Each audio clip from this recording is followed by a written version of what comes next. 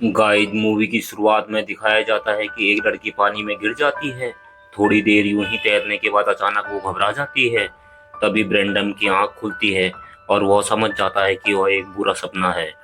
वह गवर्नर की बेटी का बॉडीगार्ड है और अपनी जिंदगी की समस्याओं से जूझ रहा है। ये दिखाया जाता है कि एयरपोर्ट पर ब्रेंडम और एवा अपने दोस्त काइल्स और जेम्स से मिलने आती है। ये चारों अब एक टूर पर जाने को तैयार होते हैं, लेकिन ब्रेंडम की उपस्थिति काइल्स और जेम्स को जरा सी भी अच्छी नहीं लगती। एवा कहती है कि हमारे फादर हमें बिना बॉडीगार्ड के जाने नहीं देंगे, इसलिए उन्हें ब्रेंडम को साथ लेकर चलना ही होगा। अब वे प्लेन में चढ़ते हैं, लेकिन प्लेन में बहुत ही कम पैसेंजर होते हैं। प्लेन उड़ान भरने के बाद थोड़ा कंपन करने लगता है और ये लोग उसे नॉर्मल समझ लेते हैं। कुछ ही देर बाद अचानक प्लेन फिर से कंपन करने लगता है और इंजन भी गर्म होने लगता है। तभी क्रू मेंबर यात्रियों से कहता है कि शायद कोई पक्षी प्लेन से टकरा गया है, लेकिन फिर से प्लेन कंपन करने लगता है और इसके इंजन में आग लग जाती है। तभी पायलट कहता है कि सभी लोग अपनी अपनी सीट बेल्ट बांध लें, और अब सभी यात्रियों में डर बैठ जाता है। तभी प्लेन का एक हिस्सा टूटकर गिरता है और एक पैसेंजर की मौत हो जाती है। तभी वहां यात्रियों का सामान गिरने लगता है, जिससे उन्हें चोटें लगने शुरू हो जाती हैं। अब विमान में से एक बड़ा छेद हो जाता है। एक एक कर यात्री उसमें से नीचे गिरने लगते हैं। इसमें कई यात्रियों की मौत हो जाती है। फिर प्लेन धीरे धीरे एक समुद्र में गिर जाता है और धीरे धीरे समुद्र में डूबने लगता है। प्लेन का आगे का हिस्सा जमीन से जा लगता है और प्लेन एक एयरलाइनर बना लेता है। इससे एवा के साथी और कुछ लोग बच जाते हैं। अब वे प्लेन में भरे हुए पानी को देख रहे हैं। अब उन्हें बाहर एक भयंकर आवाज सुनाई देती है। तभी वहां पर ब्रेंडम आ जाता है, जो रोजा और उसकी दादी मार्टी को बाहर निकाल कर लाता है। मार्टी के चेस्ट में पानी भरा होने से वह बेहोश होती है। अब डेनेलो उसकी चेस्ट को प्रेस करता है और पानी उसकी चेस्ट से बाहर निकल आता है। अब वह होश में भी आ जाती है। अब वह रोजा के दादा के बारे में पूछती है। ब्रेंडम उन्हें बताता है कि वह उन्हें बचाने में असफल रहा, जिससे सभी पैसेंजर जोर जोर से रोने लगते हैं। तभी ब्रेंडम कहता है कि एयरलॉक होने से अभी हम जिंदा हैं, हमें धैर्यपूर्वक रहना होगा। कोई ना कोई बचावी दस्ता हम तक जरूर आ जाएगा। ईवा फोन में सिग्नल चेक करती है, जहां पर कोई भी सिग्नल नहीं मिलता। तभी ईवा कहती है कि प्लेन में एक छेद नजर आ रहा है, हम उससे बाहर निकल सकते हैं और तैरकर ऊपर जा सकते हैं। तभी ब्रेंडम कहता है कि उनके बचने की संभावना इससे बहुत कम है, उन्हें बचाव कर्मियों का इंतजार करना चाहिए। ब्रेंडम कहता है कि पायलट के पास इमरजेंसी के लिए ऑक्सीजन टैंक्स होने चाहिए, और वे टैंक के पास पहुंचते हैं, लेकिन वे सभी खाली होते हैं। तभी मार्टी बताती है कि उसने एक पैसेंजर के पास ऑक्सीजन का टैंक देखा था। अब ब्रेंडम उस ऑक्सीजन का टैंक लाने को जाता है। तभी मार्टी कहती है कि उसके पति की टोपी भी साथ लेकर आना। ब्रेंडम गोता लगाकर ऑक्सीजन के टैंक को लाने के लिए जाता है। तभी उसको मार्टी के दादा की टोपी मिल जाती है। यहाँ पर कुछ पैसेंजर्स की डेड बॉडी यूं ही पड़ी मिलती है। तभी उसे वह ऑक्सीजन का टैंक भी मिल जाता है। वह टैंक लेकर वहां से तैरकर निकलने लगता है। तभी वहां एक शार्क आकर उस पर अटैक कर देती है।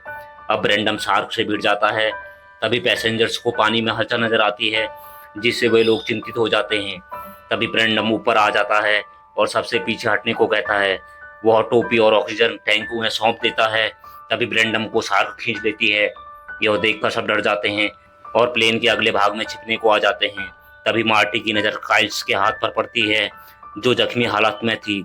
मार्टी कहती है कि वह द्वितीय विश्व युद्ध के समय नर्स हुआ करती थी और उसने कई लोगों का इलाज किया है। अब मार्टी काइल्स का ट्रीटमेंट शुरू कर देती है। काइल्स को बहुत दर्द होता है और वह चीखने लगता है।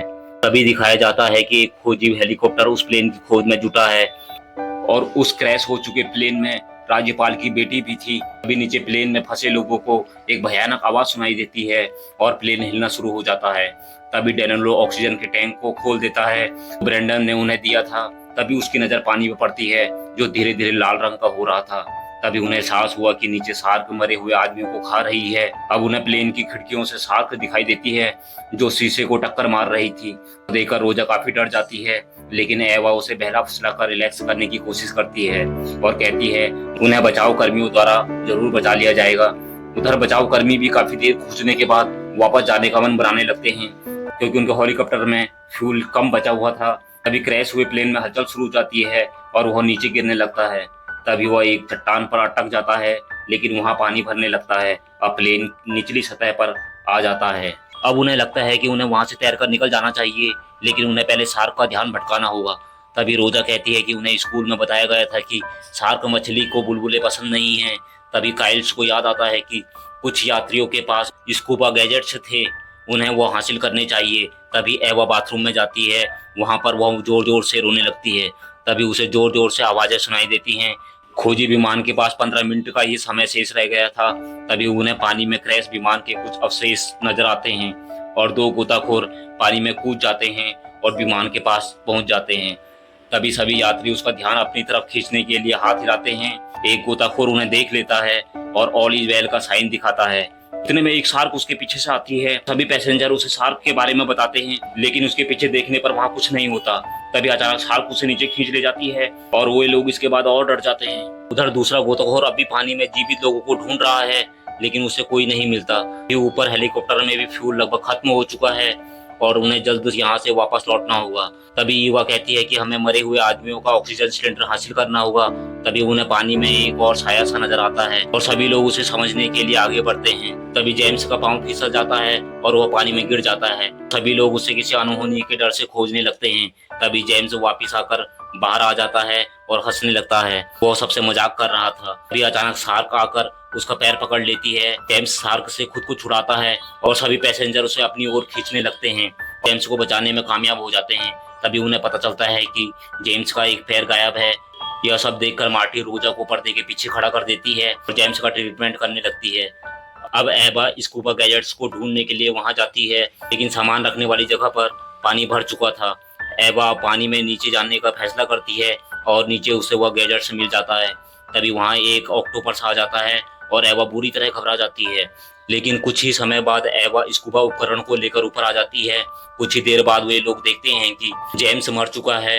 वे लोग काफी हताश हो जाते हैं। तभी प्लेन जोर से हिलने लगता है। ठीक कहती है कि उन्हें यहाँ से जल्द निकल जाना चाहिए, लेकिन काइल्स कहता है कि उन्हें जरा और इंतजार करना चाहिए। लेकिन काफी विचार करने के बाद वे लोग जैकेट और गैजेट्स की मदद से आगे बढ़ते हैं, लेकिन उनका रास्ता एक शार्क रोके रहती है। तभी एवा ऑक्सीजन कंटेनर खोलकर उसे बुलबुले दिखाकर भगा देती है, जिससे उनका रास्ता साफ हो जाता है और वह आगे बढ़ने लगते हैं।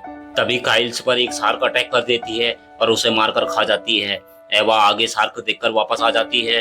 तभी एक शार्क उसका पीछा करने लगती है, जिससे वह तेज गति से तैरने लगती है, जिससे विमान काफी हिलने लगता है और पानी के दबाव से एवा तैर नहीं पाती। तभी विमान की शीट पकड़कर वह एक छेद से बाहर आ जाती है। उसका ऑक्सीजन खत्म हो जाता है और वह बेहोश हो जाती है और उसका शरीर निढाल हो जाता है, जिससे जैकेट उसके शरीर को ढकेल कर ऊपर ले आता है। तभी एवा की सांसें भी चलने लगती है। उसे बचाव कर्मियों द्वारा देख लिया जाता है और बचा लिया जाता है। उसके बाकी के बच्चे साथियों को पहले ही रेस्क्यू कर लिया गया था।